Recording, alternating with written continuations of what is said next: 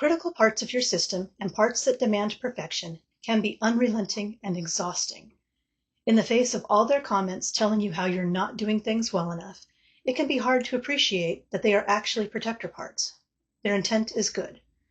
They want to help you avoid punishment or harm by making sure you do things in ways that would satisfy your abusers. These parts probably aren't aware that your circumstances are different now and your abusers are no longer needing to be appeased.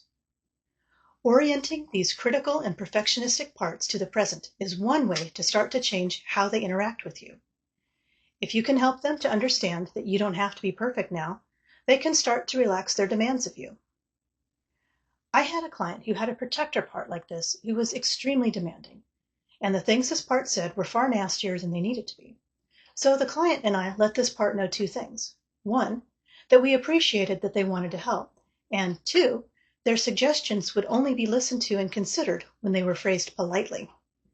This part was stunned the first several times their rude or unkind suggestions, demands really, were ignored, but it was really important to them to be listened to. This part quickly began to make statements in more acceptable ways, and when they did, the client was more open to hearing their suggestions. And along the way, the client gave examples to this part of ways that they could phrase things that would be much more helpful, and the client would be able to listen to those. And as the client listened to this critical and demanding protector part, that part became more willing to work with the client. They began to cooperate and understand that they were on the same team. Now, you can explain to your critical parts that you would appreciate their help, but that the way they're trying to help isn't working.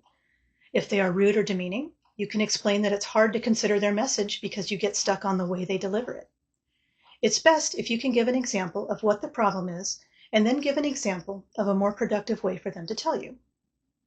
For example, perhaps the critical part says to you, "Hey, dumbass, you're so effing lazy. The house is a disgusting mess."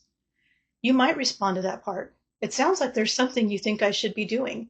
Can you say it again without being so rude so I can hear your message?" Or you might respond with, "I don't respond to rude statements. Please try again if there's something you want to tell me." Now, remember that these critical alters are usually talking to you in ways that your abuser talked to you. They learned by example. So it could be very helpful to provide these alters with a new example of how to talk to you. You could respond by saying, "Are you concerned that we will get in trouble if I don't clean the house?" You are helping them to see there is another way they can present this concern to you. It doesn't sound like they are worried when they are putting you down, but underneath the rudeness and the put-downs, they are driven by concern that you are going to do something that angers your abuser, and they're trying to protect you from that happening.